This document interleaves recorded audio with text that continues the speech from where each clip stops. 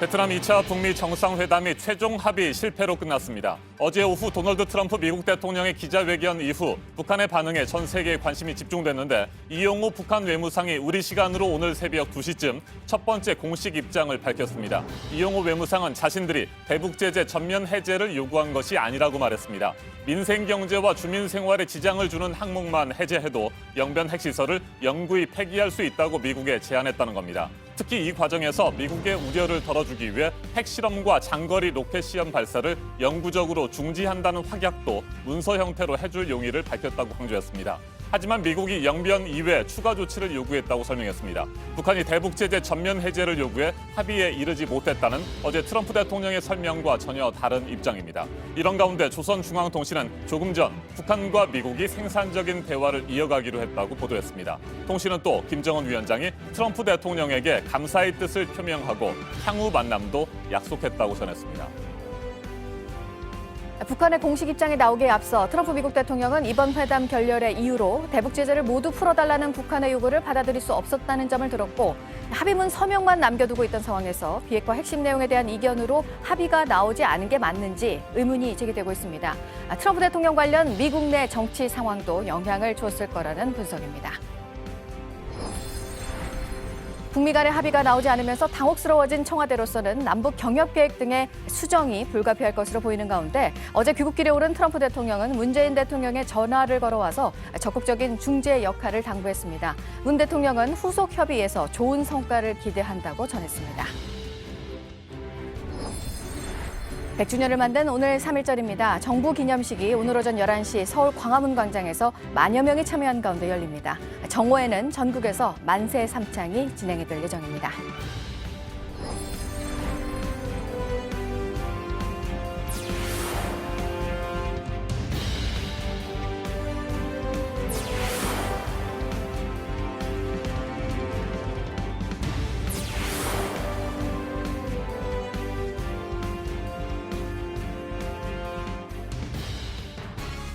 베트남 2차 북미 정상회담이 어제 최종 합의 실패로 끝나면서 가장 큰 관심을 모은 것은 북한의 반응이었습니다. 도널드 트럼프 미국 대통령이 하노이를 떠나기 직전 기자회견을 통해 북한 측이 대북 제재 전면 해제를 원했다며 제재 완화에 대한 시각차 때문에 합의문에 서명하지 않았다고 밝혔기 때문입니다. 사실상 합의 실패의 책임을 북한 측으로 떠넘긴 것이죠.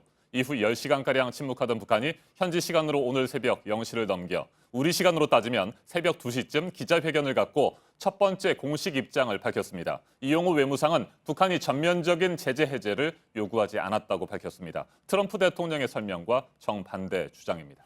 네, 이번 정상회담에서 합의가 나오지 않은 것을 두고 북한과 미국 간의 입장 차이가 이렇게 확인이 된 겁니다. 앞으로 또 협상이 있을 여지를 미국과 북한 양측 모두 남기기는 했습니다. 북한 매체는 실제로 오늘 아침에 이번 정상회담을 보도하면서 생산적인 대화를 이어가기로 했다고 전하기도 했습니다. 하지만 이런 회담이 또 언제 열릴지는 불투명한 상황이기도 한데요. 북한은 이 심야 기자회견에서 이런 기회가 다시 올지 장담하기 힘들다는 말도 남겼습니다. 3월 1일 금요일 아침에 먼저 새벽에 나온 이번 회담 결렬에 대한 북한의 입장부터 들어보시겠습니다. 김백기 기자가 전해드립니다. 이용호 북한 외무상은 현지 시간으로 오늘 새벽 0시 10분쯤 심야 기자회견을 열었습니다.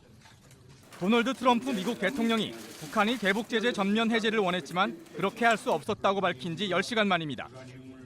이 외무상은 전면 해제가 아니라고 강조했습니다. 일부 해제, 구체적으로는 유엔 제재결의 총 11건 가운데서 2016년부터 17년까지 채택된 5건, 그중에서 민수 경제와 인민생활에 지장을 주는 항목들만 먼저 해제하라는 것입니다. 미국이 군사 분야 조치를 한 게 부담스러울 수 있기 때문에 부분적 해제를 요구했다는 겁니다.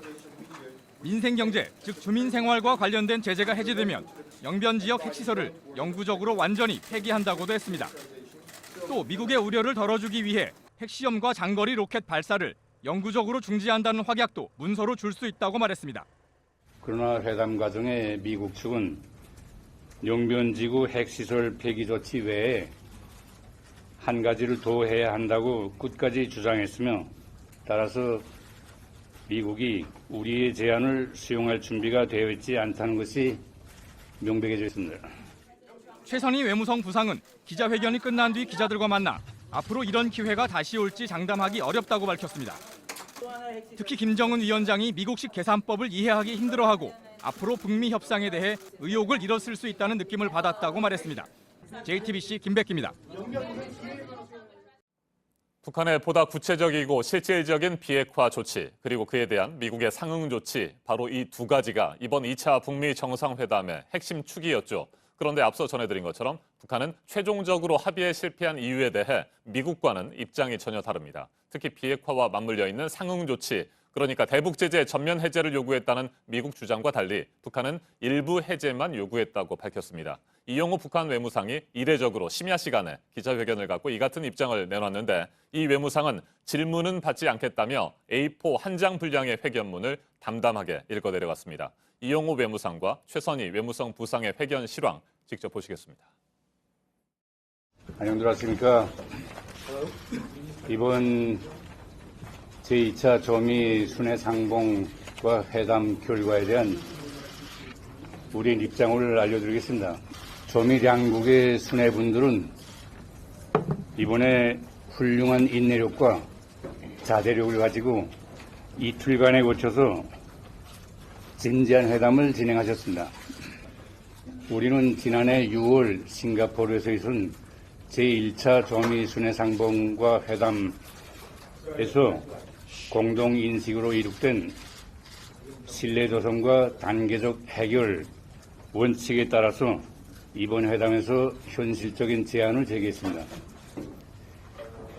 미국이 유엔 제재의 일부, 즉 민수경제와 특히 인민생활에 지장을 주는 항목의 제재를 해제하면 우리는 영변지구의 플루토늄과 우라늄을 포함한 모든 핵물질 생산 시설들을 미국 전문가들의 리폐하에 두 나라 기술자들의 공동의 작업으로 영구적으로 완전히 폐기한다는 것입니다.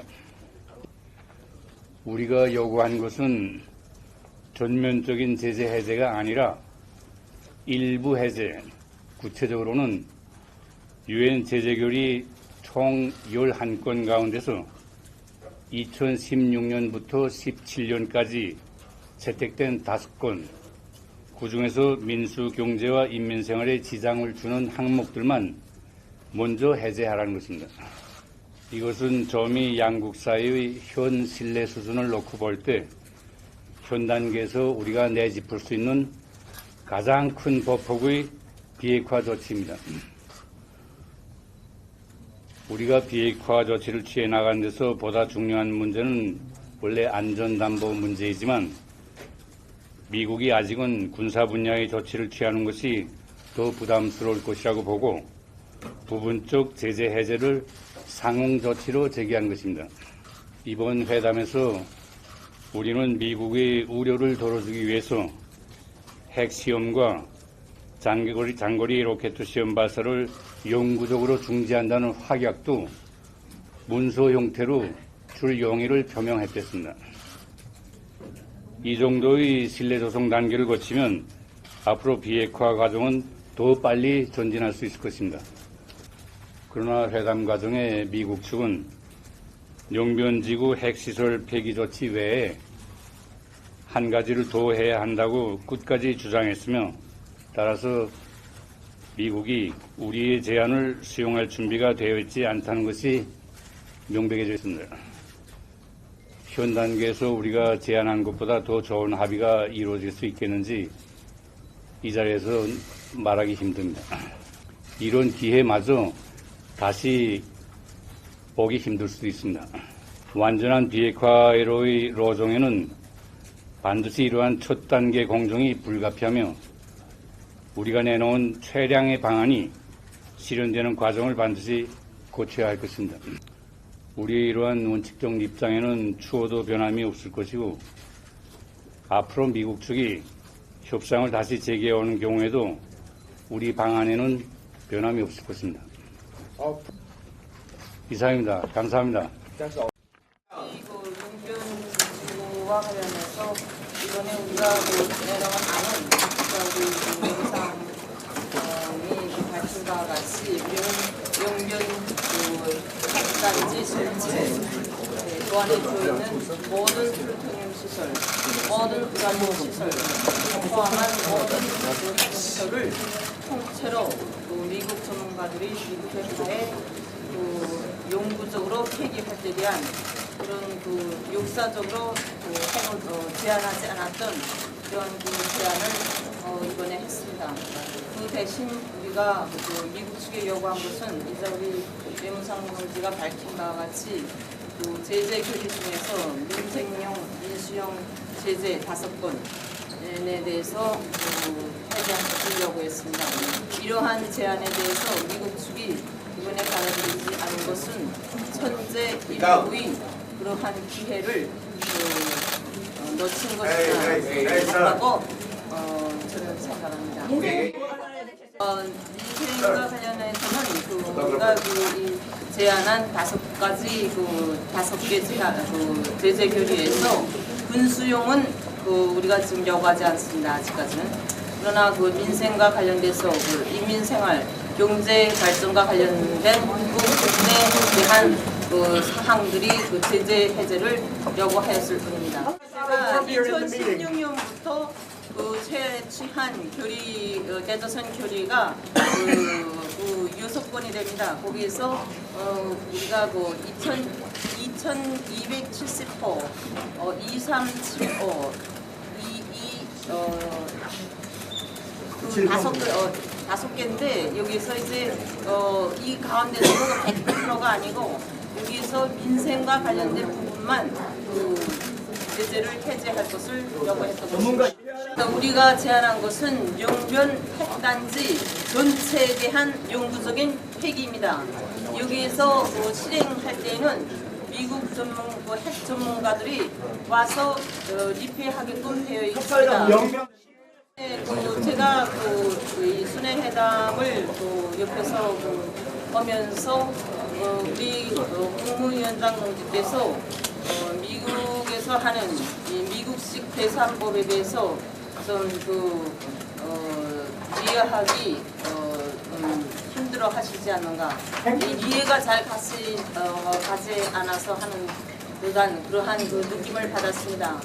또 앞으로 이렇게 지난 시기에 있어보지 못한 이런 용변 핵 단지를 통째로 폐기할 때 대한 그런 제안을 내놨음에도 불구하고 이런 민주용 제재 결의 부분적인 결의까지 해제하기 어렵다는 이러한 미국 측의 반응을 보면서 우리 국무위원장님께서 앞으로의 이런 점이 고려에 대해서 좀 의욕을 잃지 않으시지 않았는가 그런 느낌을 제가 받았습니다.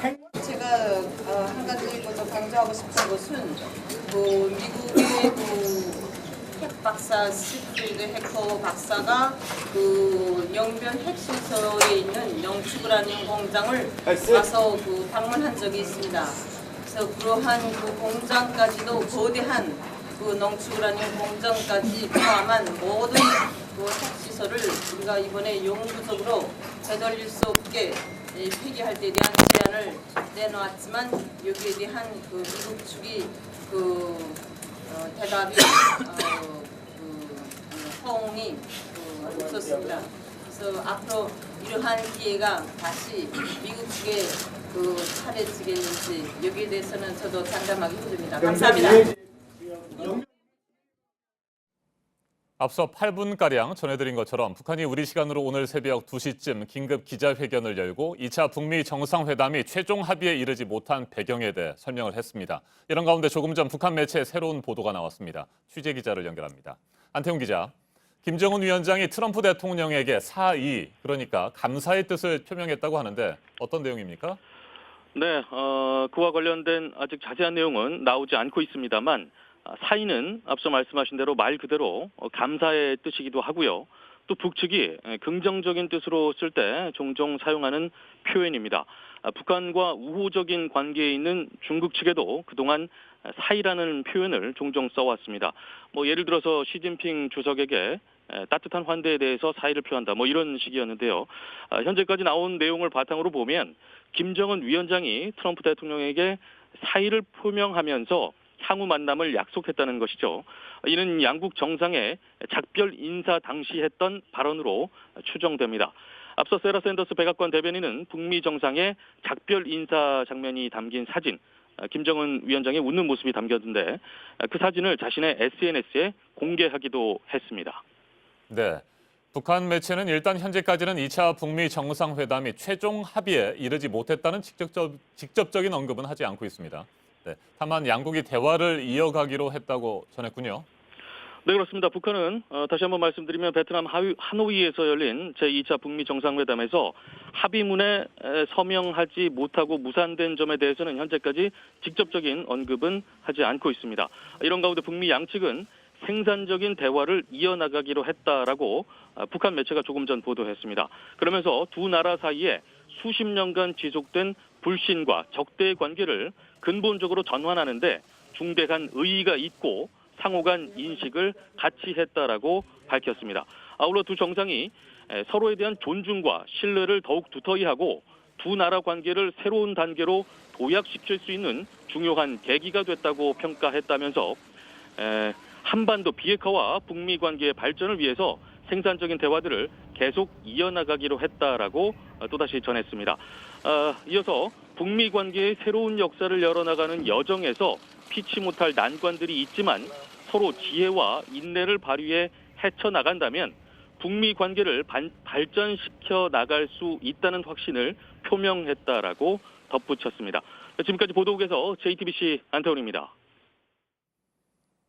밤사이 나온 미국의 추가적인 반응도 살펴보도록 하겠습니다. 어제 2차 북미 정상회담이 최종 합의 실패로 끝난 뒤 필리핀으로 향한 마이크 폼페이오 미 국무장관은 북한과 당장 회담할 계획은 없다고 말했습니다. 느낌상 시간이 조금 더 걸릴 것이라고 덧붙였습니다. 트럼프 대통령은 미국으로 돌아가면서 트윗을 남겼는데 북한에 관한 이야기는 없었습니다. 연지원 기자가 보도합니다. 트럼프 대통령과 어제 오후 하노이에서 기자회견을 마친 직후 필리핀으로 향한 마이크 폼페이오 미 국무장관은 당장 북한과 회담 계획은 없다고 밝혔습니다.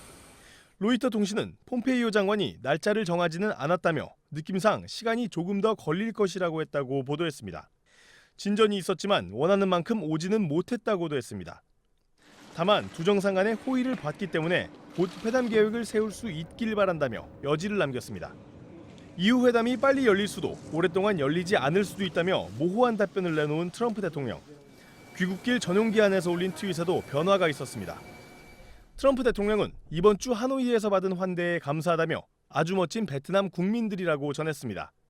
베트남 국가주석과 총리의 이름을 언급했지만 김정은 위원장에 대한 이야기는 없었습니다.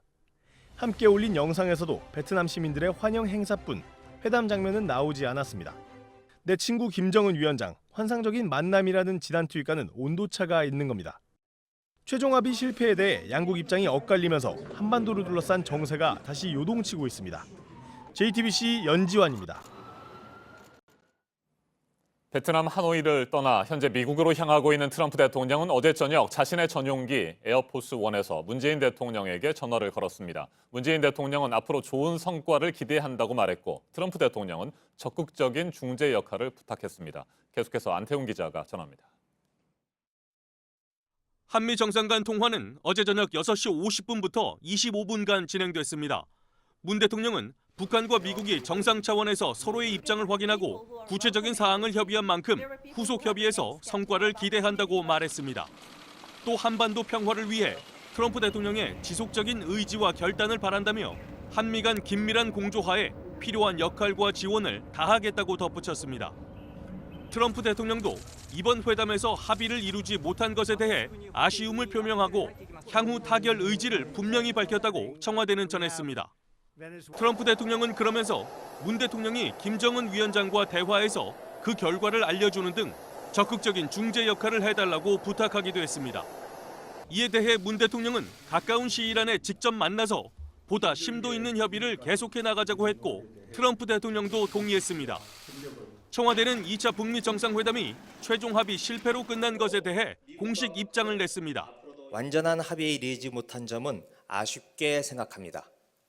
하지만 과거 어느 때보다도 의미 있는 진전을 이룬 것도 분명해 보입니다.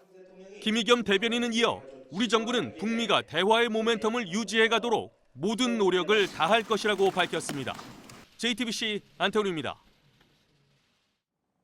북한과 미국의 비핵화 합의 실패에 대해 세계 각국은 안타깝다는 반응과 함께 긍정적인 메시지도 내놓았습니다. 양측이 인내심을 갖고 대화를 통해 문제 해결에 나서야 한다고 주장했습니다. 미국 정치권은 나쁜 합의보다는 낫다며 전반적으로 트럼프 대통령 결정에 공감하는 분위기입니다. 조민중 기자가 보도합니다.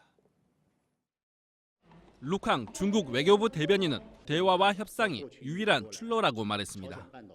수십 년 된 한반도 문제를 단번에 해결할 수 없다는 겁니다. 그러면서 북미는 지난 1년간 이미 중대한 정기를 마련했다며 서로 존중하며 평화 구축을 위해 노력해야 한다고 주장했습니다. 러시아 드미트리 페스코프 크렘린궁 대변인도 아직 협상이 중단된 것은 아니며 과정은 긍정적이었다고 말했습니다.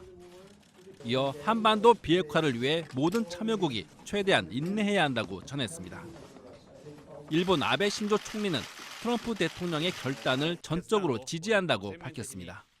建設的な理論を続け、北朝鮮の具体的な行動を促していく、そのトランプ大統領の決断を日本は全面的に支持いたします。 미 정치권도 트럼프 대통령에 공감하는 분위기입니다.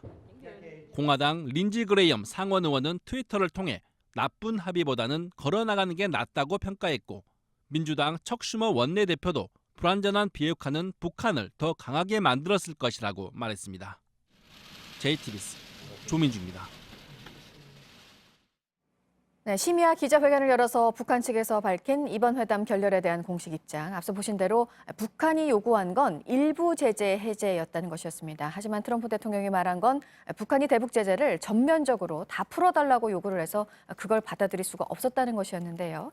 이렇게 양측의 입장 차는 확연하게 드러나고 있고 그렇다면 왜 이렇게 회담이 결렬될 수밖에 없었는지 그 이유에 대한 의문은 계속 남습니다. 먼저 임소라 기자입니다. 트럼프 미 대통령은 기자회견에서 회담 결렬 이유를 대북 제재에 대한 입장차라고 주장했습니다. 대북 제재를 모두 풀어달라는 북한의 요구를 받아들일 수 없었다는 겁니다. They were willing to denuke a large portion of the areas that we wanted, but we couldn't give up all of this. 북한이 영변 핵시설 폐기 의사를 밝혔고 상응 조치로 제재 전면 해제를 요구했다는 게 미국의 입장입니다. 그러면서 트럼프 미 대통령은 영변 핵시설 이외에 추가 핵시설까지 거론했습니다. As you know, that facility, while very big, it wasn't enough to do what we were doing. 하지만 북한과 미국은 이미 합의문을 마련하고 서명만 남겨두고 있던 상태였습니다. 때문에 과연 제재 완화와 비핵화의 핵심 내용에서 큰 이견이 있었냐는 여전히 의문으로 남습니다. JTBC 임소라입니다.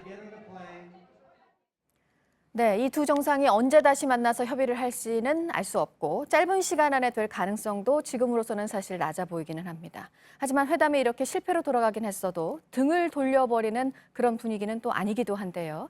실제로 회담이 끝난 이후 김정은 위원장과 트럼프 대통령이 헤어질 때 찍은 사진을 미국 백악관 대변인이 SNS에 올렸는데 김정은 위원장이 활짝 웃고 있습니다.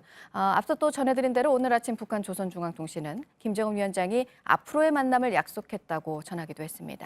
이희정 기자입니다. 트럼프 대통령은 우호적인 분위기에서 회담을 마무리했다고 말했습니다. I think it was very good, very friendly. This wasn't a walk away like you get up and walk out. No, this was very friendly. 그러면서 앞으로 한반도 평화를 위한 북미 관계가 이어지길 바란다는 뜻을 내비쳤습니다. We shook hands. We, there's a warmth that we have. Now I hope that stays. I think it will. 하노이 선언문엔 합의하지 못했지만 다시 만날 수 있다는 여지를 남겨둔 겁니다.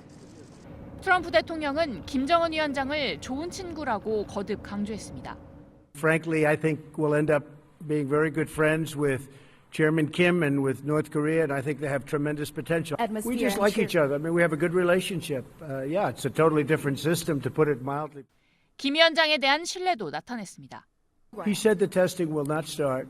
He said that he's not going to do testing of rockets or missiles or anything having to do with nuclear. And All I can tell you is that's what he said. 폼페이오 장관 역시 서로 더 잘 알게 됐다면서 시간은 걸리겠지만 진전을 이룰 것이라며 긍정적인 전망을 내놨습니다. 특히 미국이 제재를 강화하는 일은 없을 것이라고 밝힌 만큼 협상에 대한 여지를 남겨뒀다는 분석입니다. JTBC 이희정입니다. 저희가 아침에 이번 회담 전망을 하면서 중요하게 어제 짚어드린 부분이기도 한데요. 이번 회담이 실패로 돌아간 것과 관련해서 지금 트럼프 대통령의 미국 내의 정치 상황도 보지 않을 수가 없습니다. 트럼프 대통령에 대한 탄핵 공세가 본격화될 수도 있는 부분이어서 어떤 식으로든 이번 북미 정상회담에 임하는 트럼프 대통령에게 영향을 줬을 거라는 분석입니다. 이한주 기자입니다. He is a racist. He is a con man. And he is a cheat. 트럼프 대통령의 12년 개인 변호사로 최측근이었던 코언입니다. 코언은 트럼프 대통령이 대선 당시 클린턴 후보의 이메일 해킹 폭로 사실을 미리 알았다고 증언했습니다. 또 포르노 여배우 스캔들을 무마하기 위해 트럼프 대통령이 수표를 줬다고도 했습니다. Illegal hush money I paid on his behalf. This $35,000 check was one of 11 check installments. 트럼프 대통령이 모스크바 트럼프 타워 건설과 러시아 선거 개입 의혹에 대해서도 거짓말을 하고 있다고 했습니다. 모두 대통령 탄핵으로 이어질 수 있는 폭탄 발언입니다. The fact is there is no collusion, and I call it the witch hunt. This should never happen to another president. This is so bad for our country. 청문회 개최 시점에 대해서도 불편한 시각을 드러냈습니다. But I think having a fake hearing like that and having it in the middle of this very important summit is really a terrible thing. They could have JTBC 이한주입니다. 네, 예상 밖으로 이렇게 이번 회담 실패로 돌아가면서 북미 간의 합의를 전제로 해서 짰던 남북 경협이라든가 각종 계획들 정부로서는 추진을 하는데 차질을 빚게 됐습니다. 김정은 위원장의 서울 답방, 시점과 의제도 이번에 제재 완화가 어떻게 되는지에 달려 있었는데 이것도 당분간은 좀 힘들 것으로 보입니다. 윤영탁 기자입니다. 남북 경제 협력을 떠맡을 각오가 돼 있다. 문재인 대통령이 이번 북미 정상회담 직전 트럼프 대통령과의 통화에서 한 말입니다. 이른바 비핵화에 대한 상응 조치로 우리나라가 북한 경제를 지원하는 데 큰 역할을 하겠다고 제안한 겁니다. 철도와 도로 현대화 공사나 금강산 관광, 개성공단 재개 등 그동안 추진해온 경협 사업을 말합니다.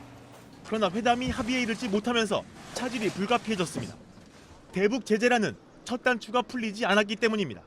그래도 당장 한반도 정세에 큰 변화가 있진 않을 거란 분석이 우세합니다. President Moon is working very hard. He'd love to see a deal, and he's been very helpful. 경협 기업들도 일단은 신중한 입장입니다. 북한의 발표도 아직 못 받고 또 미국의 의도도 정확히 이렇게 의중을 알고 거기에 대처를 해야 될 것 같습니다. 청와대도 미국, 북한과의 협력을 계속해 나갈 것이라고 밝혔습니다. 긴밀한 소통과 협력을 지속해 나가면서 대화의 모멘텀을 유지해 나가도록 모든 노력을 다할 것입니다. 오히려 김정은 위원장의 서울 답방이 돌파구가 될 수 있는 만큼 앞으로 우리 역할이 더 중요하게 됐다는 분석도 나옵니다. JTBC 윤영탁입니다.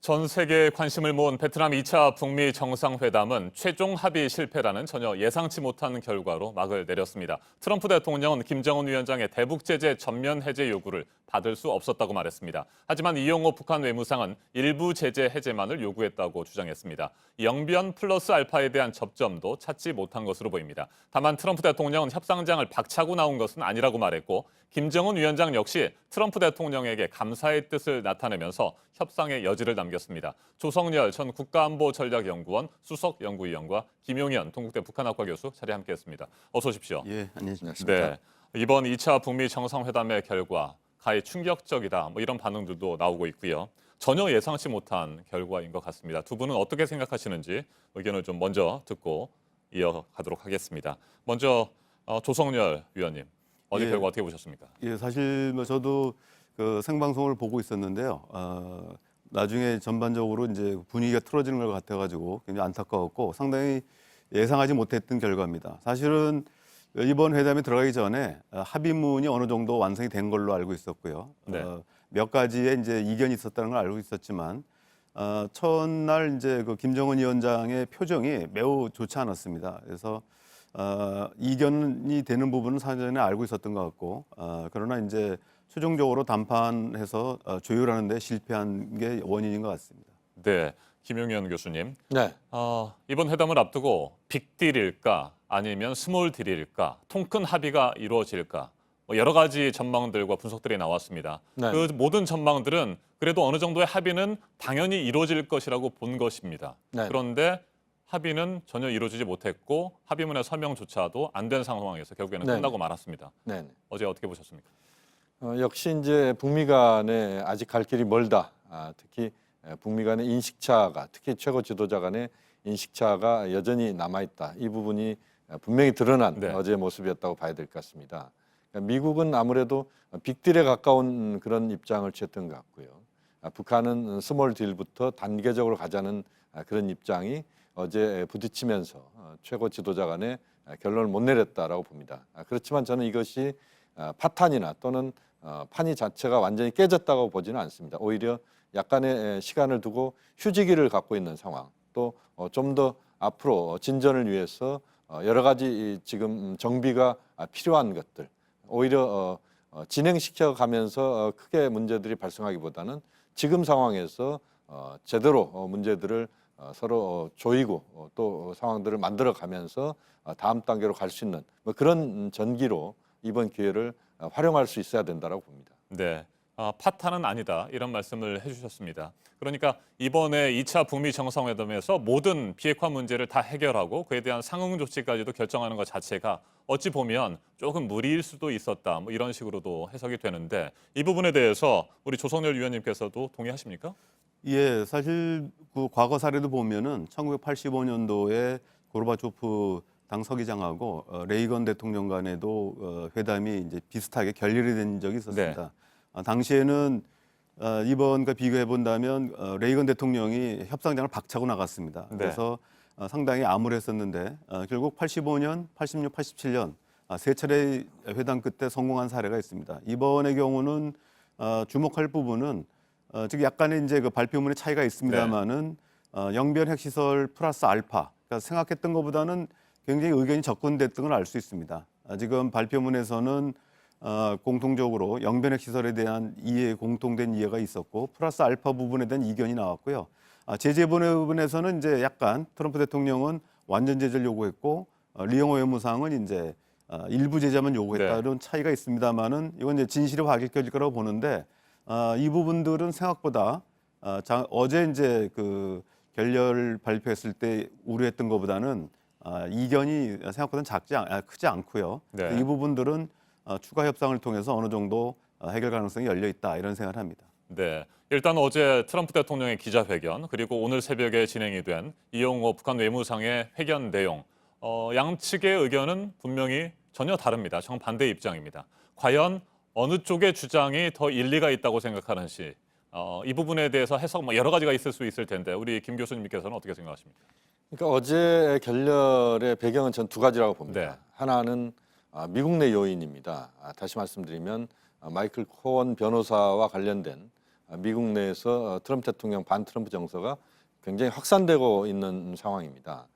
최근에 이제 드러난 현상인데요.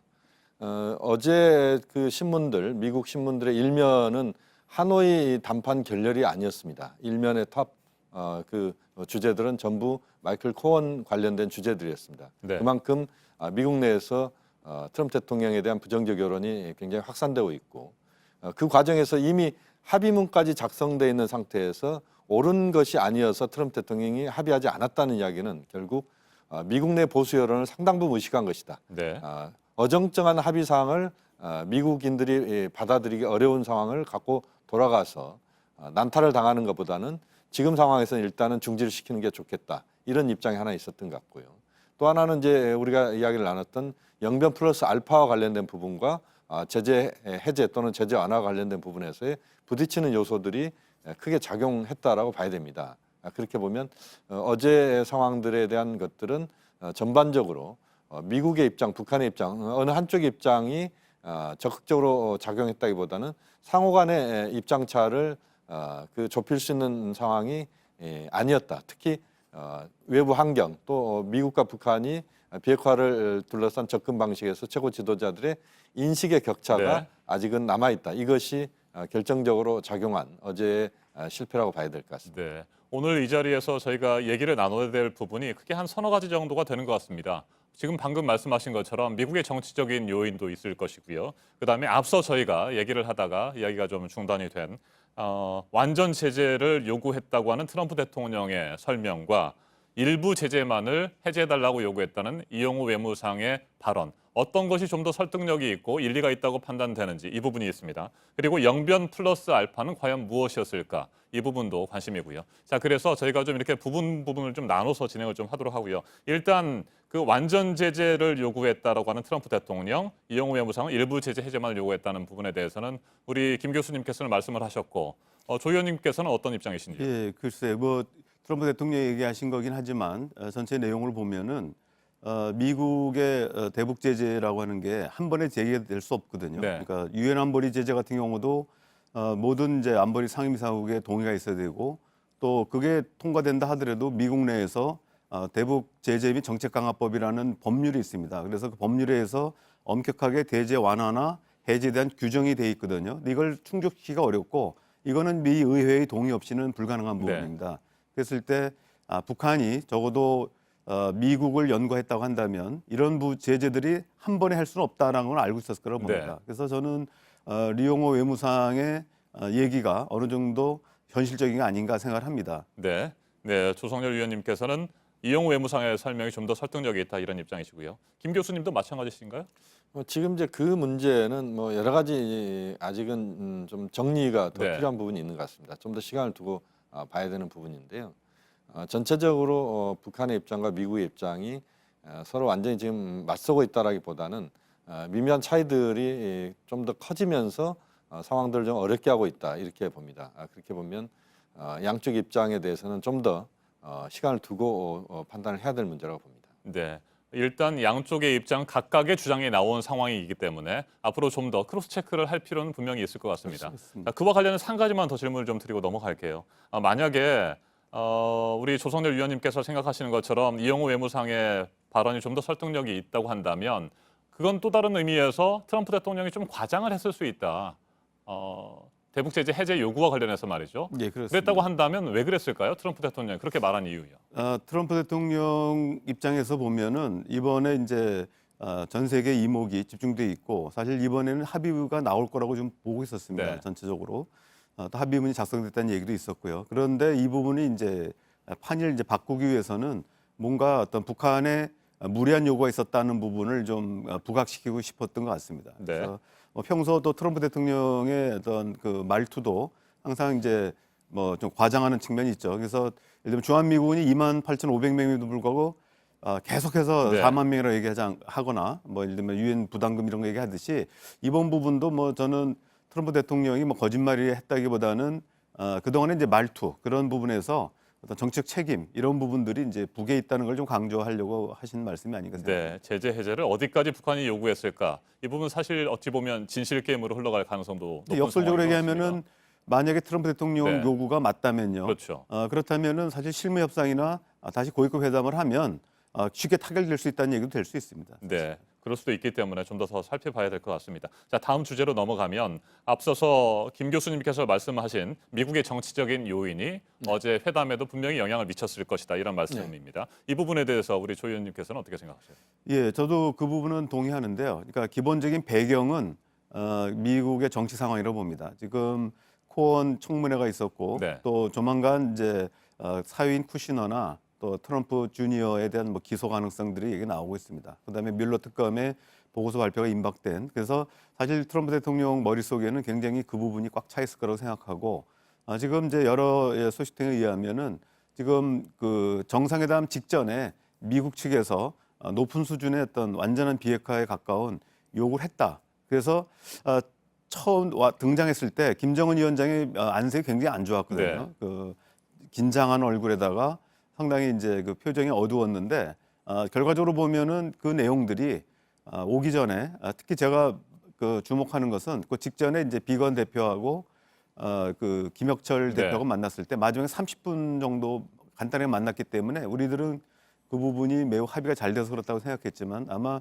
새로운 입장을 통보한 것 같습니다. 아마 이 부분들에 대한 고민을 하면서 김정은 위원장이 굉장히 안색이 안 좋았고 결과적으로 보면은 그 미국이 이제 그 회담 직전에 높은 수준의 요구를 네. 했기 때문에 이 부분에 대해서 북한이 받을 수 없었다고 생각하고요. 그래서 결국은 이 요인들을 그러면 왜 미국이 회담에 임박해서 높은 수준의 요구를 했겠냐? 결국은 이제 미국의 정치적 요인이 작용했다 이런 생각을 합니다. 네, 새로운 입장 또 새로운 목표를 제시했기 때문에 이번 협상이 합의에 이르지 못했다 이런 말씀인 것 같습니다. 자, 이와 관련해서 또 한 명 특히 관심을 모으고 있는 미국 측의 인물이 있습니다. 존 볼턴 백악관 국가안보 보좌관. 첫날 만찬 자리에는 참석을 하지 않았고 어제 확대 회담에 참석했습니다. 존 볼턴 백악관 국가안보 보좌관 강경파 매파로 알려져 있고요. 북한과의 협상 과정에서도 뭐 여러 가지 북한 쪽에서 싫어하고 거부 반응을 일으킬 만한 발언들을 지난해 내놓은 바가 있습니다. 자, 이번에 확대 회담에 참석했고 전반적인 분위기가 존 볼턴 백악관 안보 보좌관의 참석으로 강경 기류로 흐르게 된 것도 뭐 분명한 이번 결과에 영향을 미쳤다 이렇게 보십니까, 김 교수님? 볼턴 보좌관의 참석 자체가 그 강경 기류라기보다는 네.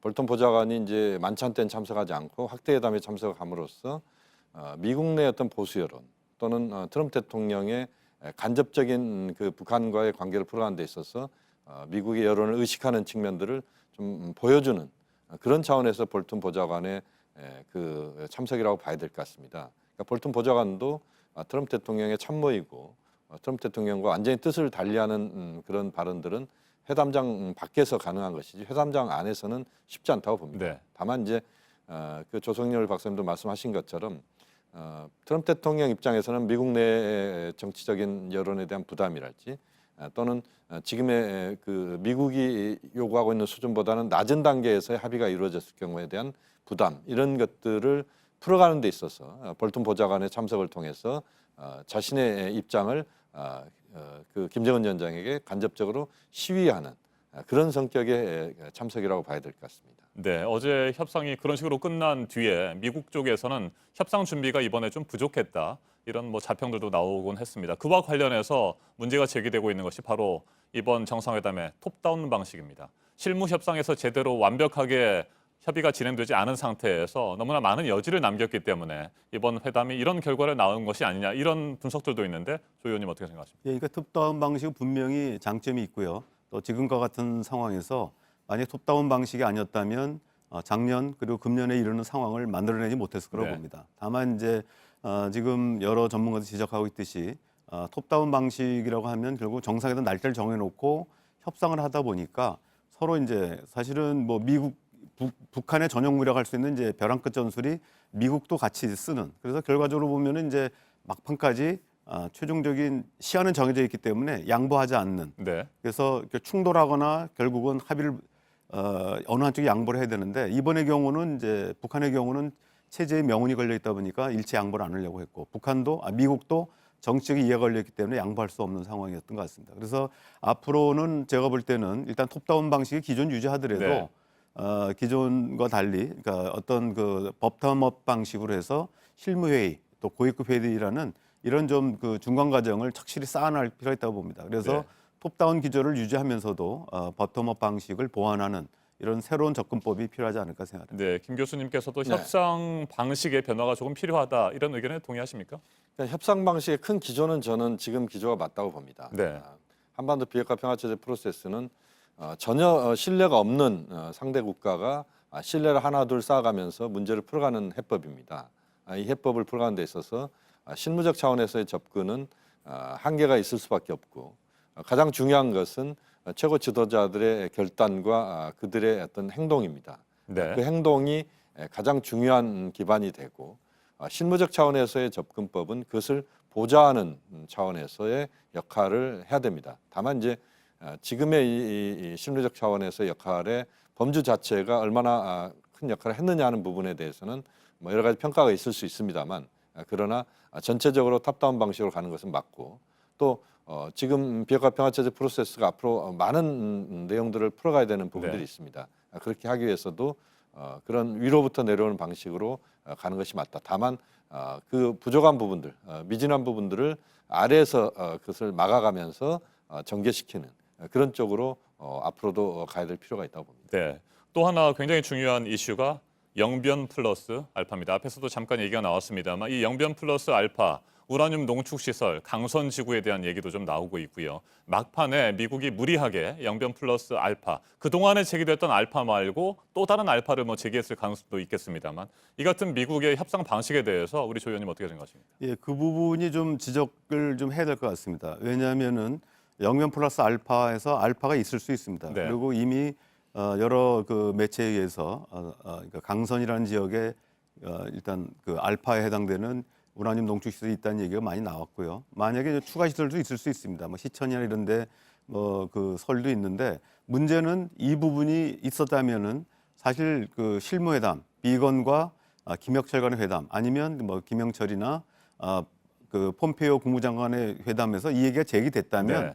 사전에 어떤 형태든 간에 이번 정상회담 이전에 좀 마무리가 될 수 있었을 것입니다. 근데 사실 지금 내용을 보면 전혀 얘기가 안 되고 합의문까지 나왔다가 정상회담에서 그 얘기가 나오기 때문에 상당히 북한으로서도 그걸 정리하기가 되게 쉽지 않았을 것이라고 봅니다. 그래서 이번에 그래서 이제 이번 회담이 결렬의 배경에 트럼프 대통령의 정치적, 국내 정책의 이유가 있다고 좀 거기에 이제 추정하는 이유 중에 하나가 바로 이제 그 플러스 알파 부분입니다. 플러스 네. 알파 부분은 사실 지난 1월 31일 스탠퍼드 대학 연설에서 비건 대표가 얘기한 바가 있었습니다. 그 이후에 논의가 됐을 텐데 이게 이제 갑자기 다시 정상회담에 나온 부분들은 좀 아쉬운 점이 있고 이 부분이 사전에 해소되지 못한 점은 좀 아쉬운 점이 있고 아무튼 제가 볼 때 이 부분에서 네. 좀 정치적인 해석이 가능한 부분이 아닌가 생각합니다. 네. 자, 그런데 이 같은 상황에서 앞으로도 영변 플러스 알파 카드가 뭐 사라질 카드는 아닌 것 같고요. 네. 앞으로는 어떻게 전망하십니까, 김 교수님?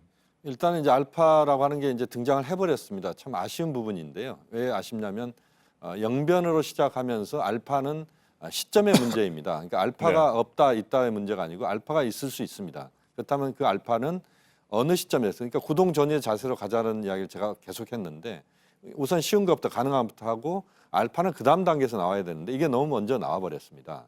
그렇지만 이제 지금 상황에서 이미 나왔지만 이 문제는 저는 그렇게 봅니다. 그 알파 문제를 지금 이제 전면에 내세우면은 사실은 문제가 풀릴 방법이 없습니다. 네. 그렇게 보면 여전히 단계적인 동시적 해법으로 가야 된다. 그래서 우선 가능한 수준, 영변에서 눈에 보이는 것들, 특히 영변 핵시설의 전체적인 것들을 폐기하는 그런 절차를 밟아가고 거기에서 성과가 나오고 제재가 점진적으로 유연성을 발휘하는 그 과정에서 플러스 알파가 다음 단계에서 논의되는 그런 쪽으로 가는 것이 가장 현실적인 방법이라고 봅니다. 네. 자, 이제 한 가지 남은 주제는 그렇다면 우리 정부는 앞으로 어떻게 중재자 역할을 해야 될 것이냐. 특히 문재인 대통령입니다. 문재인 대통령 얼마 전에 신한반도 체제의 구상을 얘기하면서 우리가 주도권을 가져야 된다 이런 얘기를 했습니다. 자, 예기치 않은 결과가 나온 상황에서 앞으로 문재인 대통령 어떻게 주도권을 유지하면서 중재자, 촉진자로서의 역할을 해야 되는지 먼저 조성렬 위원님 말씀해 주십시오. 예, 어제 트럼프 대통령과의 통화에서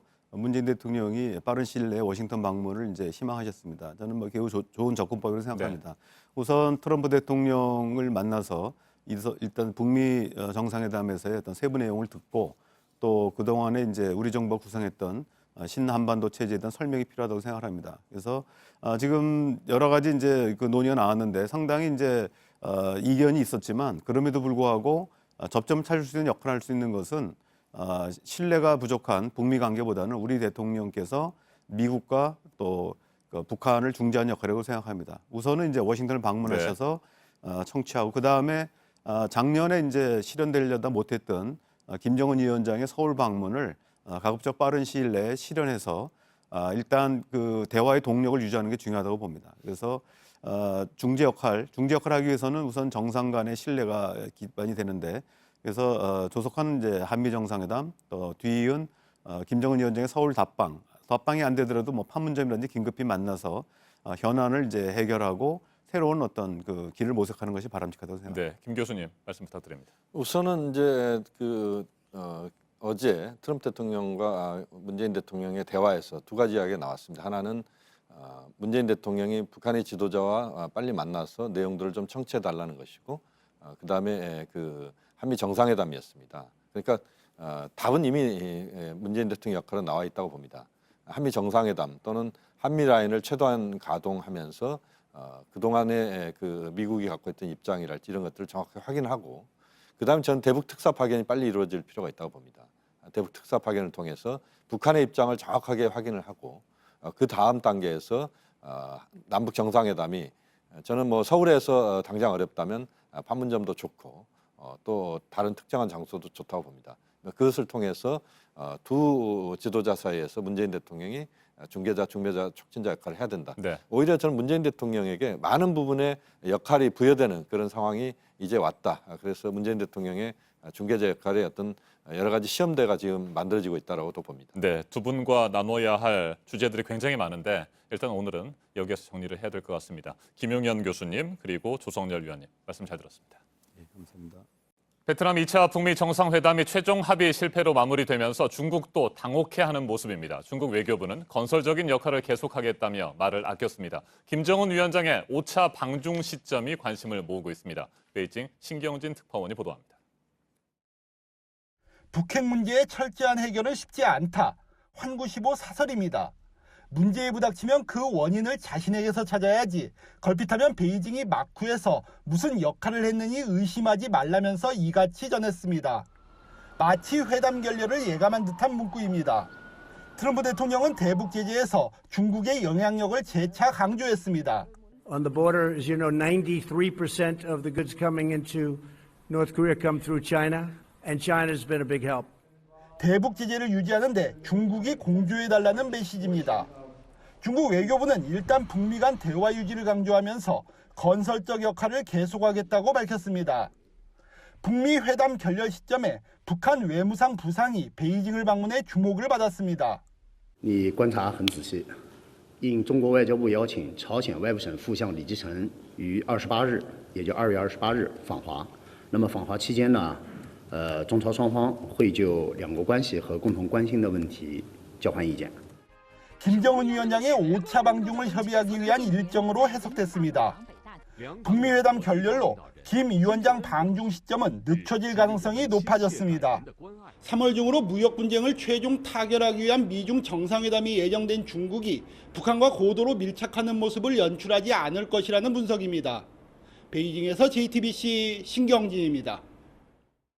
네, 그제와 어제 아침에 정상회담 소식들을 특보로 전해드릴 때만 해도 물론 좀 신중하긴 했지만 기대감을 높이는 두 정상의 발언이라든가 모습들을 많이 짚어드렸었습니다. 하지만 이렇게 합의 실패 결과가 나온 뒤 다시 돌아보니까 이런 예상 밖의 결과를 예견하는 발언들도 적지가 않았습니다. 김정은 위원장은 우리는 1분도 중요하다고 하는데 트럼프 대통령은 속도는 중요하지 않다라고 말한 부분도 그 가운데 하나입니다. 유선희 기자입니다. 김정은 위원장은 회담 시간이 부족하다는 말을 2번이나 했습니다. 우리한테 시간이 귀중한데 우리가 충분한 이야기를 좀 더 할 시간을 주셨으면 좋겠습니다. 우린 1분이라도 귀중하니까. 트럼프 대통령은 비핵화에 시간이 더 필요하다는 말을 반복했습니다. A little bit longer term and over a period of time, I know we're going to have a fantastic. Speed is not that important to me. It doesn't mean we're doing it in one day or 2 days. 트럼프 대통령은 첫날 만찬을 마치고 큰 진전이 있었다고 했지만 Boy, if you could have heard that dialogue, what you would pay for that dialogue, that was good. 다음 날엔 만찬장에서 나눈 얘기를 공개하자고 김 위원장을 은근히 압박했습니다. Chairman Kim and I had a great talk about that last night. I'd let him say what he said if he'd like to, and if he doesn't have to. 실무선에서 어느 정도 합의가 된 것으로 알려진 연락사무소 문제조차 서로 답변을 미뤘습니다. Chairman Kim, are you ready to allow the United States to have an office in Pyongyang? Are you ready for that step? It's actually an interesting question. I would like to actually hear that answer, because it's actually not a bad idea.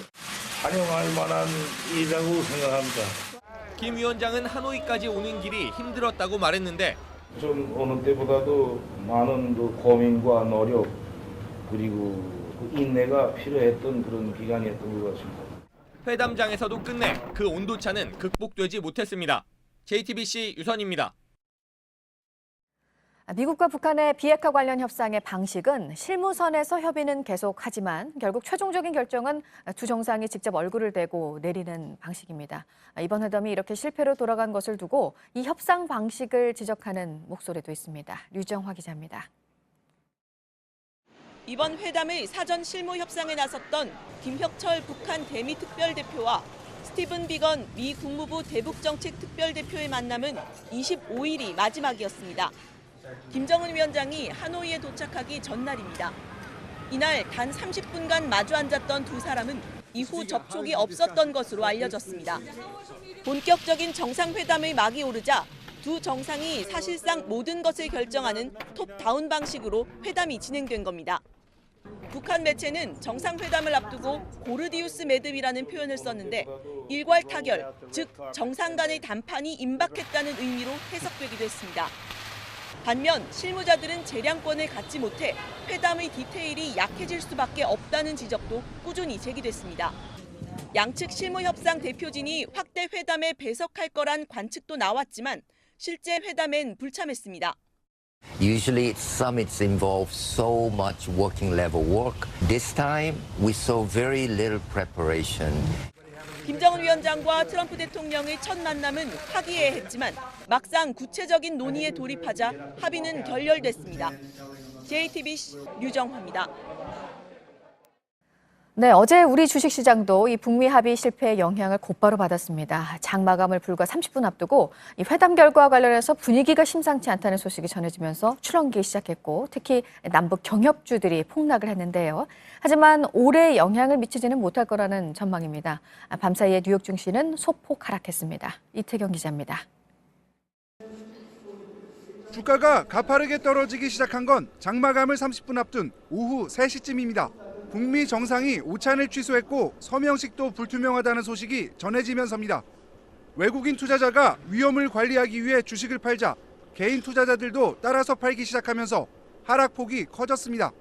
어제 코스피 주식을 외국인은 2,500억 원어치, 개인은 600억 원어치를 팔았습니다. 결국 코스피는 전거래일보다 39.35포인트 내린 2,199.44로 장을 마쳤습니다.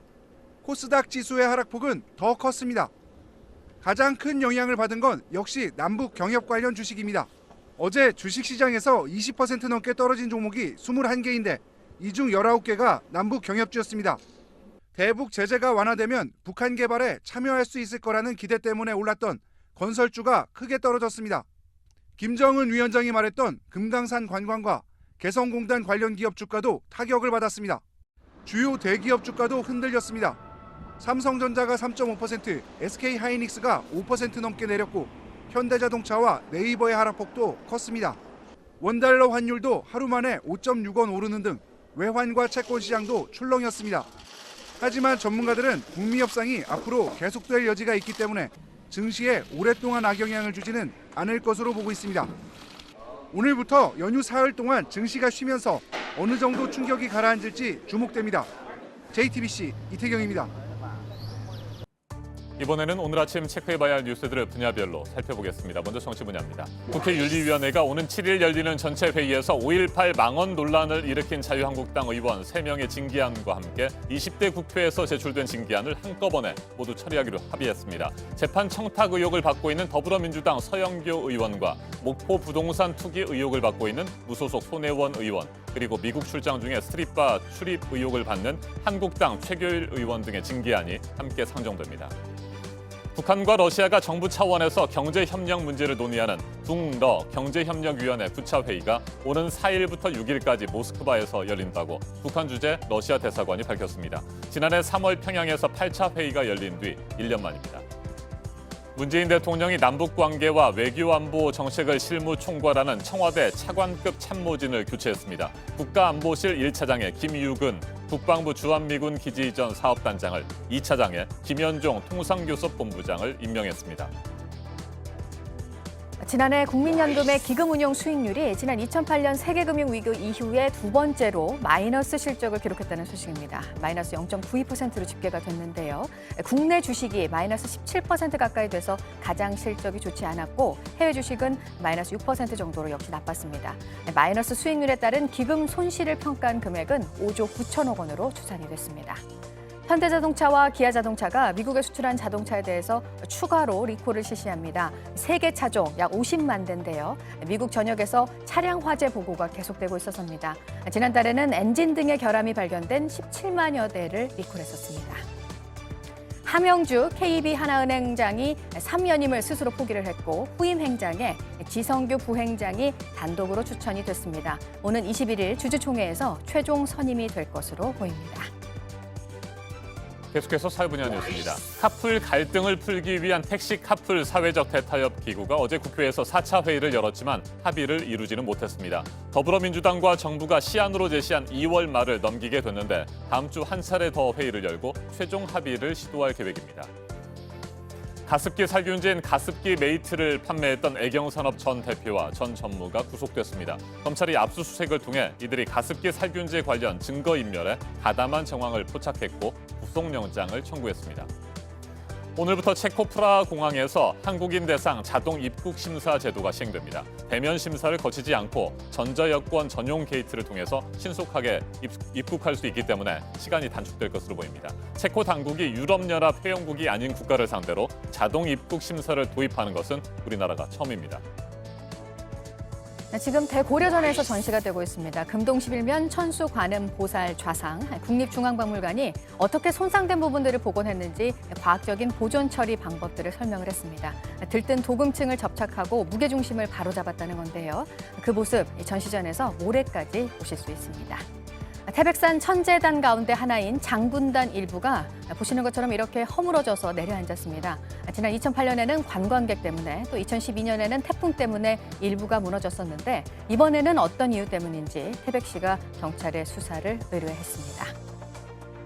정부가 교육이나 비영리 목적으로 게임물을 만들어서 배포하는 경우에 등급 분류를 면제하는 방안을 검토하고 있습니다. 수수료도 면제를 할 것으로 보이는데요. 이달 말 게임 개발자의 창작을 활성화하는 정부의 중장기 계획이 발표가 될 예정입니다.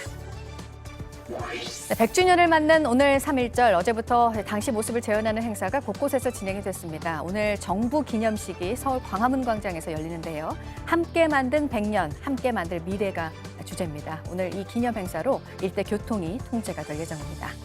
앞서 리포트에서도 전해드린 대로 북미 정상회담 쇼크, 어제 우리 주식시장에 영향을 미쳤고요. 휴일인 오늘 정부가 긴급 회의를 엽니다. 기획재정부와 한국은행 관계자들이 참석을 해서 시장 상황을 점검하고 대응책을 논의할 예정입니다. 2019 프로축구 K리그가 오늘부터 9개월 동안 대장정에 들어가는데요. 오후 2시에 열리는 전북현대와 대구FC의 개막전이 시작입니다. JTBC가 중계를 해드립니다. 지금까지 분야별로 오늘 눈여겨봐야 할 뉴스들 체크해드렸습니다. 이어서 날씨 정보 알려드립니다. 오늘 역대급 미세먼지가 기승을 부리겠습니다. 현재 대부분 지역이 매우 나쁨 단계에 보이는데요. 특히 초미세먼지는 보통 수준보다 2배에서 5배에 달하는 수치까지 나타나고 있습니다. 미세먼지 주의보보다 한 단계 격상된 미세먼지 경보가 발령됐습니다. 충청과 호남 지방에 내려져 있고 그 밖의 지역은 주의보로 발효 중입니다.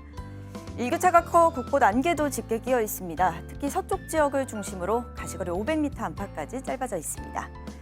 오늘도 낮 동안 포근하겠습니다. 서울이 12도, 광주 15도, 14도, 대구는 15도까지 오르겠습니다. 북한도 개성과 함흥이 14도로 오늘 봄 기운이 가득하겠습니다. 내일 미세먼지가 조금 완화되긴 하지만 여전히 나쁨 수준으로 공기가 탁하겠습니다. 또 내일 밤 제주와 남해안에서 비가 시작돼 모레 충청 이남 지역을 중심으로 확대되겠습니다. 기상정보였습니다.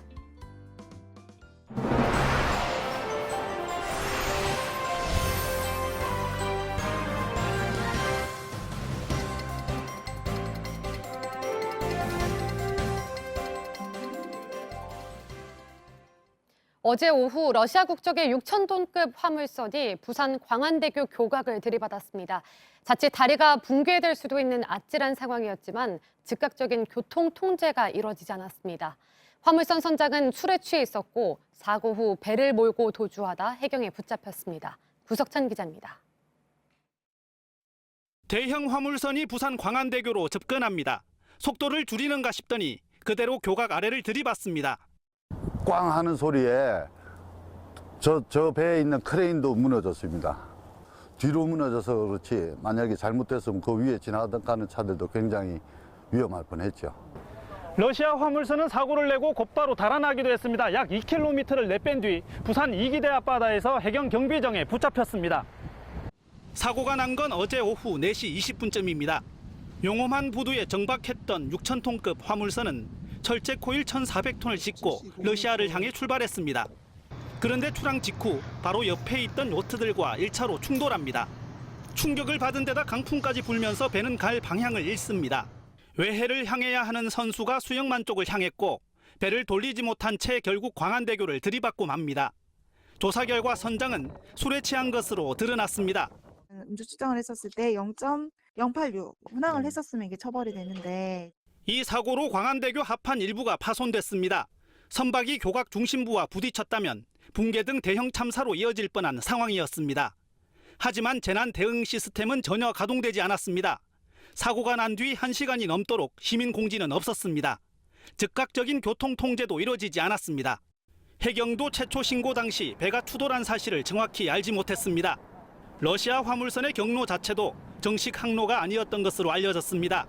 경찰은 만일의 사태에 대비해 광안대교 일부 구간을 통제하고 우회로를 안내하고 있습니다. 해경도 선장의 과실 여부 등 정확한 사고 경위를 조사하고 있습니다. JTBC 구석찬입니다. 아이를 사립유치원에 보내는 부모님들, 당장 다음 주 아이 맡길 곳을 찾으셔야겠습니다. 한국유치원 총연합회가 새학기 개원을 무기한 연기하기로 했기 때문입니다. 한유총 회원 2,200여 곳이 참여할 전망인데요. 교육부는 긴급 돌봄 체계를 가동하기로 했는데 혼란은 불가피해 보입니다. 조소희 기자입니다. 한유총이 이번엔 개학 연기 카드를 꺼내들었습니다. 한유총 원장과 교사들이 국회 앞에서 집회도 하는 등 실력 행사를 했지만 정부가 반응이 없자 사실상 휴업을 선언한 겁니다. 2019 학년도 1학기 개학 일정을 무기한 연기하는 준법 투쟁을 전개한다. 현행법상 학부모 동의 없는 유치원의 집단 휴업과 폐업은 불법입니다.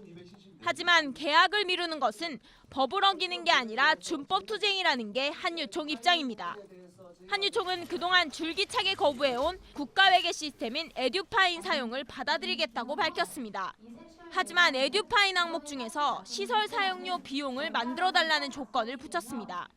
정부의 감사를 강화하는 유아교육법은 받아들일 수 없어 개정안을 폐기하라고도 했습니다. 한유총 회원수 집계가 정확치 않지만 개학 연기에 돌입하는 전국의 사립유치원은 2,200여 개일 것으로 보입니다.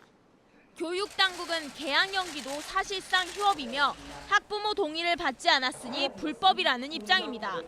입학일 연기에 참여한 유치원에 대해 우선적으로 감사를 실시하겠습니다. 감사를 거부할 경우 즉각 형사 고발 조치됩니다. 또 이러한 단체 행동에 대해 공정위를 통해 조사할 예정이라고 밝혔습니다. 한유총의 집단 행동은 2016년 이후에만 3번째입니다. 정부와 힘겨루기를 할 때마다 중간에 낀 학부모와 아이들이 마음을 졸여야 했습니다.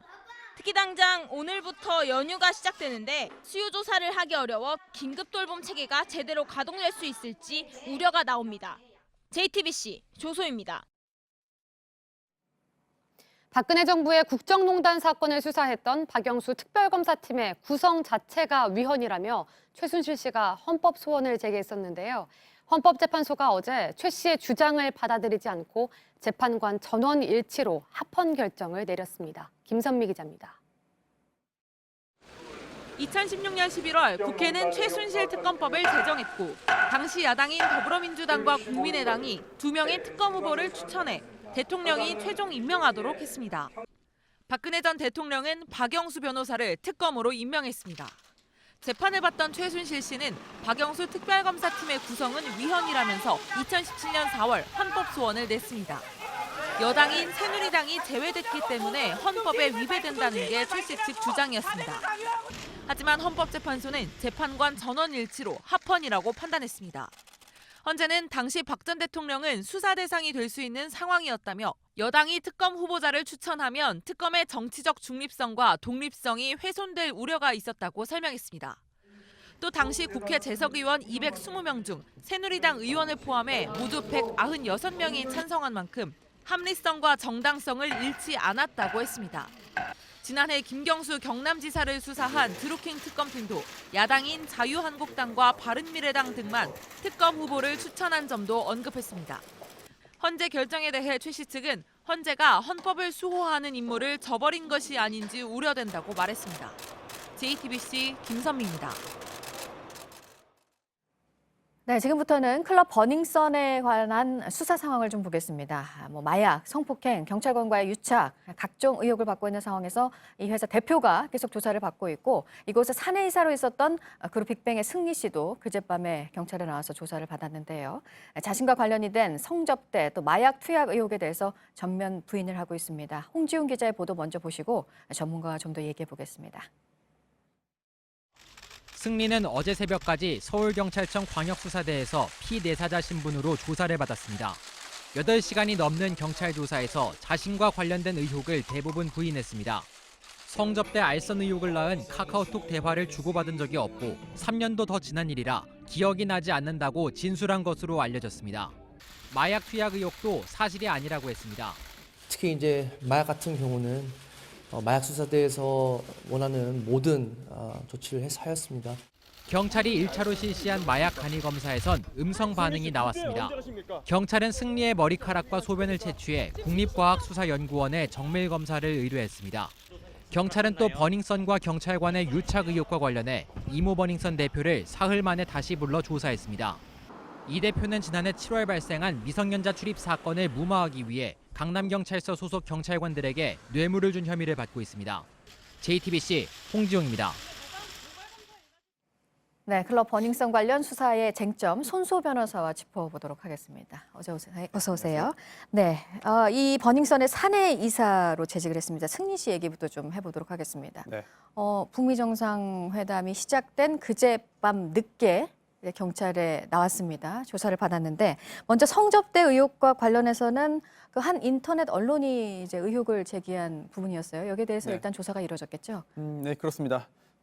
사실 그 승리에 대한 내사가 시작된 게 26일부터로 지금 알려져 있는데요. 그렇게 내사가 진행된 직접적인 계기가 바로 그 카카오톡 대화 내용이었죠. 네. 물론 경찰은 아직 그 해당 기자로부터 또 언론사로부터 그 대화 원본을 입수하지는 못했다고 해요. 네. 하지만 보도된 내용 등을 토대로 해서 이제 승리 씨에게 여러 가지를 추궁을 했고요. 그 내용 자체를 보면 승리 씨가 이제 다른 사람들과 관계자들과 대화를 나누면서 성접대가 가능한 그런 여성을 이제 준비시키라는 그런 그 지시를 내린 것으로 보도됐기 때문에 그 부분이 과연 그 범죄 혐의가 있는 것인지 그리고 실제로 승리 씨가 그러한 이야기들을 했는지 여부 등을 가리기 위한 그런 그 절차가 진행이 됐고요. 하지만 또 소속사 측은 이렇게 밝혔습니다. 이거는 조작된 내용이다. 실제로 그런 일은 없었다라고 했고요. 승리 씨 역시 그런 대화를 한 적이 없다. 그리고 또 3년도 넘게 지난 일이기 때문에 기억이 나지 않는다라고 했고 또한 그 변호인도 이렇게 말했습니다.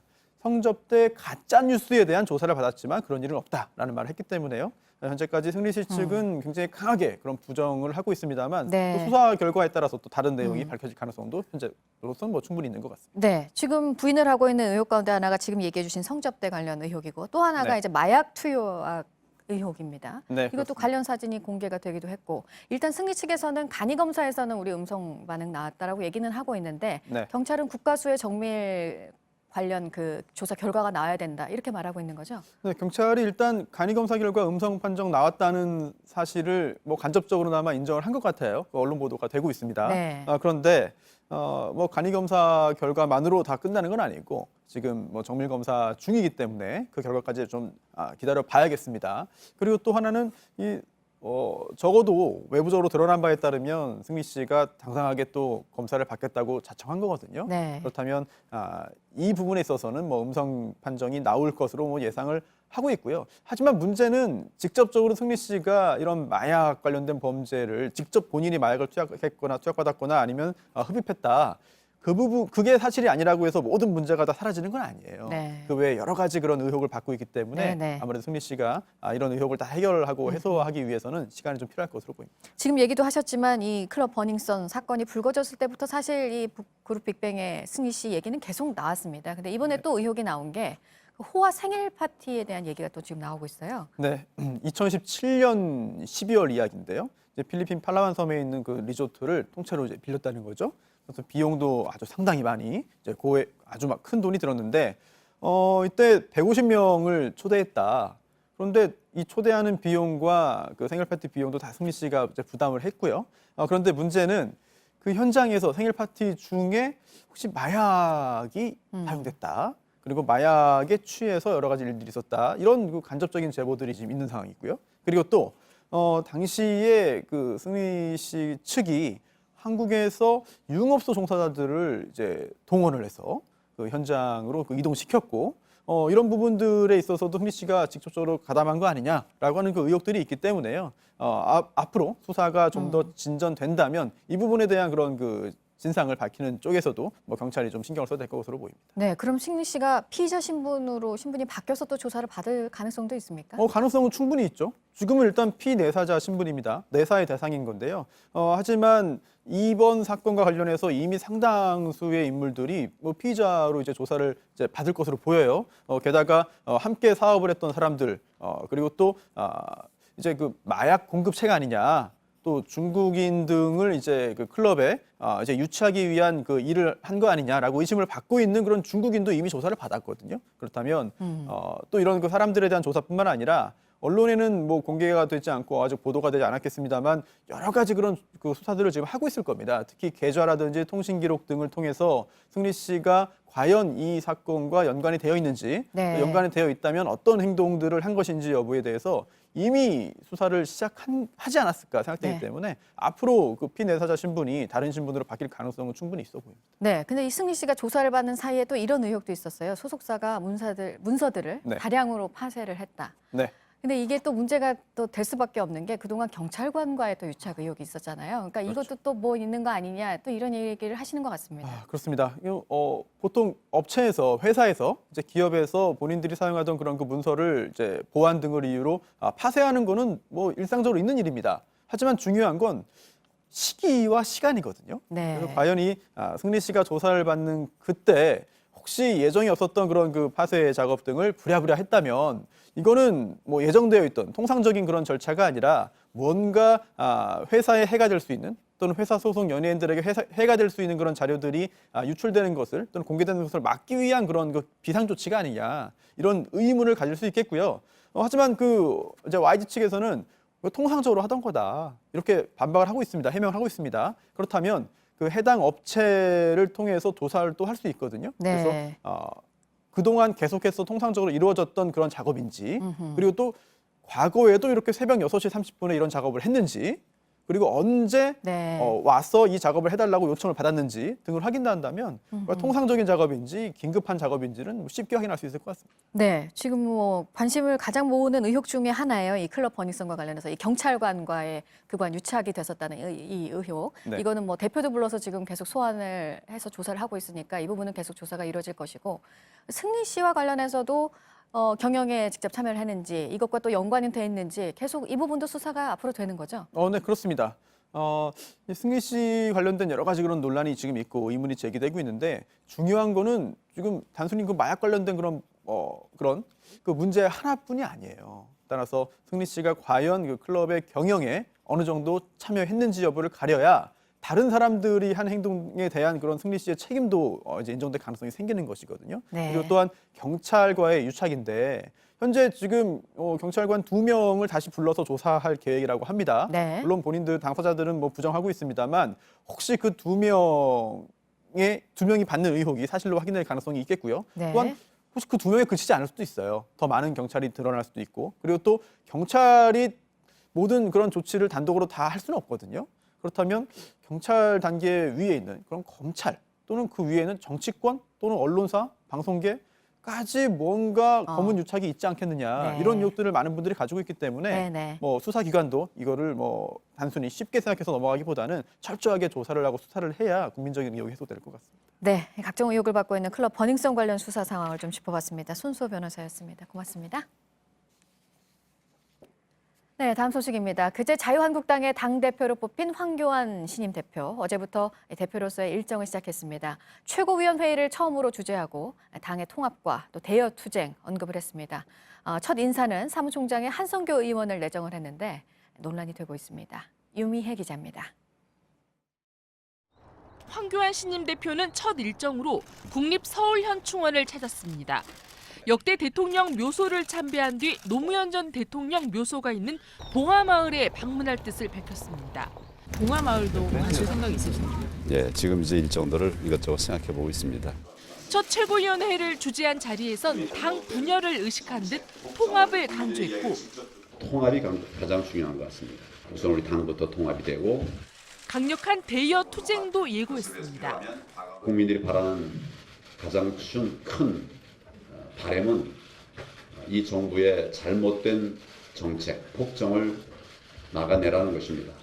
이런 가운데 황 대표가 첫 인사로 사무총장이 원조 친박으로 꼽히는 한성교 의원을 내정해 논란이 일고 있습니다.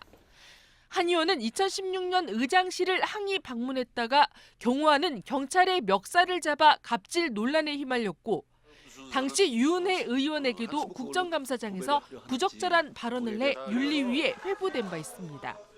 왜 웃어요? 내가 그렇게 좋아? JTBC 유미입니다.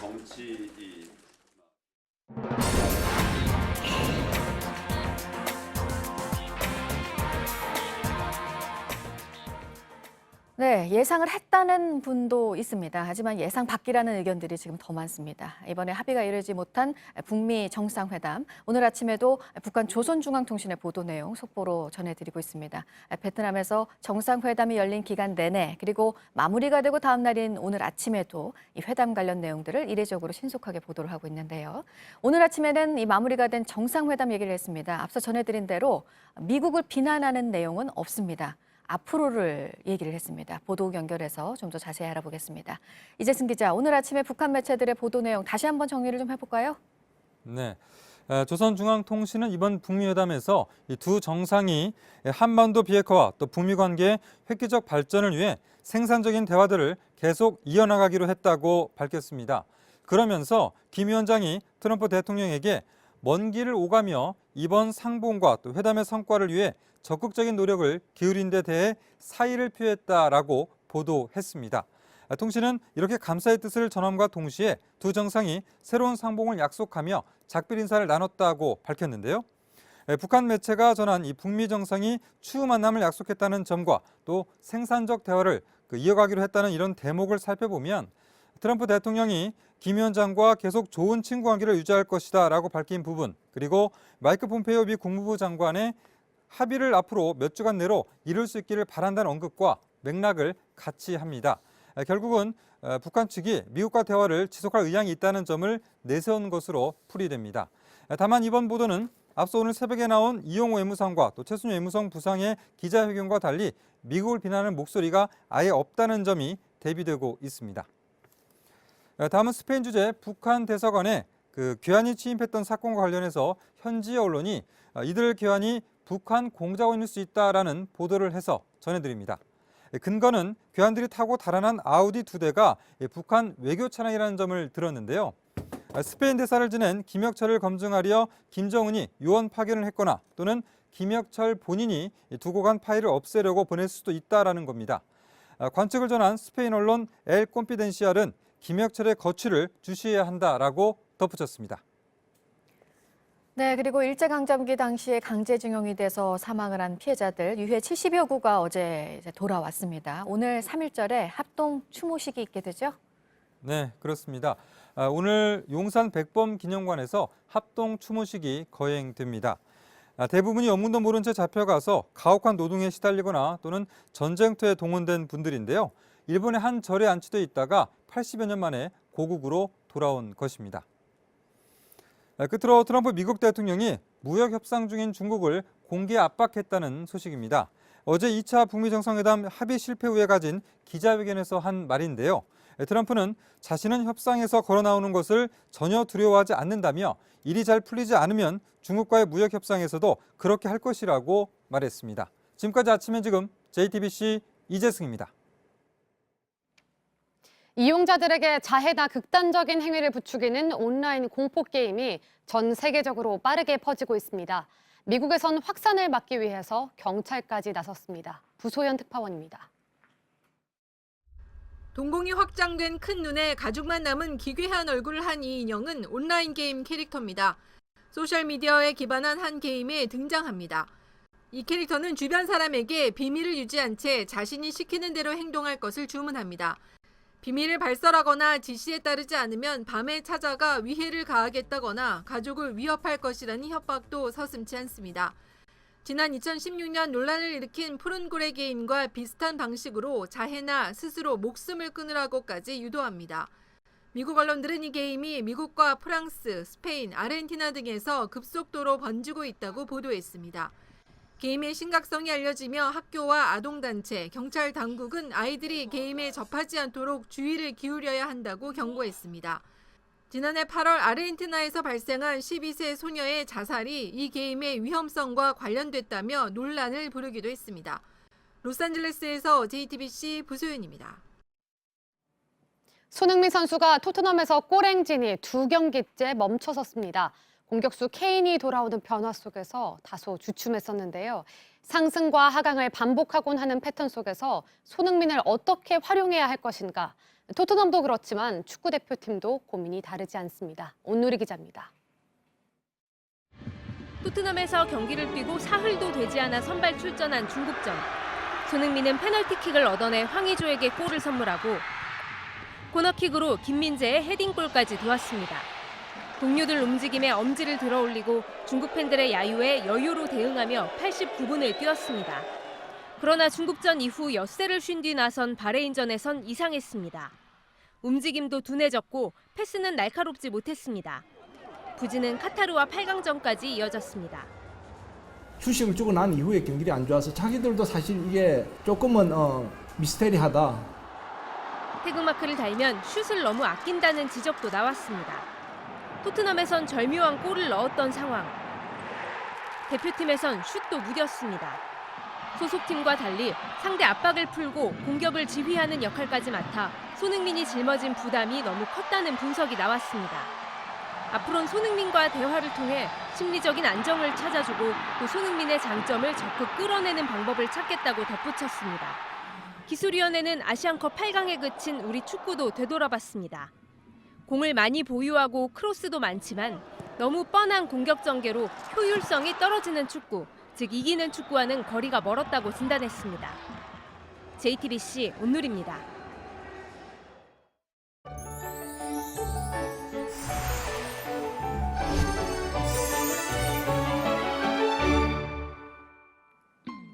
시야가 희뿌옇고 목도 따갑습니다. 오늘 역대급 미세먼지가 기승을 부리겠는데요. 현재 대부분 지역이 매우 나쁨 단계에 보이고 있고 특히 초미세먼지는 보통 수준보다 2배에서 5배에 달하는 수치까지 나타나고 있습니다. 미세먼지 주의보보다 한 단계 격상된 미세먼지 경보가 발령됐습니다. 충청과 호남 지방에 내려져 있고요. 그 밖에 대부분 지역은 주의보로 발효 중입니다. 일교차가 커 곳곳 안개도 짙게 끼어 있습니다. 특히 서쪽 지역을 중심으로 가시거리 500m 안팎까지 짧아져 있습니다. 오늘도 낮 동안 포근하겠습니다. 서울이 12도, 광주 14도, 대구는 15도까지 오르겠습니다. 북한도 개성과 함흥이 14도로 봄 기운이 가득하겠습니다. 내일 미세먼지가 조금 완화되긴 하지만 여전히 나쁨 수준으로 공기가 탁하겠습니다. 내일 밤 제주와 남해안에서 비가 시작돼 모레 충청 이남 지역을 중심으로 확대되겠습니다. 기상정보였습니다. 아침엔 뉴스워치, 오늘 하루 관심을 가지고 지켜봐야 할, 기억해야 할 뉴스 끝으로 정리해드립니다. 베트남 2차 북미 정상회담의 최종 합의 실패로 끝났습니다. 어제 오후 도널드 트럼프 미국 대통령의 기자회견 이후 북한의 반응에 전 세계의 관심이 집중됐는데 이용호 북한 외무상이 우리 시간으로 오늘 새벽 2시쯤 첫 번째 공식 입장을 밝혔습니다. 이용호 외무상은 자신들이 대북 제재 전면 해제를 요구한 것이 아니라고 말했습니다. 민생 경제와 주민 생활에 지장을 주는 항목만 해제해도 영변 핵시설을 영구히 폐기할 수 있다고 미국에 제안했다는 겁니다. 특히 이 과정에서 미국의 우려를 덜어주기 위해 핵실험과 장거리 로켓 시험 발사를 영구적으로 중지한다는 확약도 문서 형태로 해줄 용의를 밝혔다고 강조했습니다. 하지만 미국이 영변 이외 추가 조치를 요구했다고 설명했습니다. 앞서 트럼프 미국 대통령은 북한이 완전한 제재 해제를 요구했다고 말했지만 북한은 이렇게 전혀 다른 입장을 내놓으면서 이번 회담이 실패로 돌아간 원인을 두고 분석이 이어지고 있습니다. 트럼프 대통령과 관련한 미국 내 정치 상황도 영향을 미쳤을 거라는 평가입니다. 2차 북미 정상회담이 최종 합의 없이 끝난 가운데 문재인 대통령과 트럼프 대통령이 어제 저녁 25분 동안 전화 통화를 했습니다. 트럼프 대통령은 문 대통령에게 적극적인 중재 역할을 요청했고 문 대통령은 후속 협의에서 좋은 성과를 기대한다고 말했습니다. 100주년을 맞이하는 뜻깊은 올해 3.1절 기념식이 오늘 오전 11시 서울 광화문 광장에서 문재인 대통령과 시민 만여 명이 참석한 가운데 열립니다. 오늘 이 자리에서 이번 북미 회담에서 합의가 이루어지지 못한 데 대해 문 대통령이 어떤 입장을 밝힐지도 관심입니다. 잠시 뒤에 특보로 전해드리겠습니다. 오늘 전해드릴 소식은 여기까지입니다. 이상으로 JTBC 뉴스 아침엔 금요일 순서 모두 마치겠습니다. 건강한 주말 보내시기 바랍니다. 고맙습니다.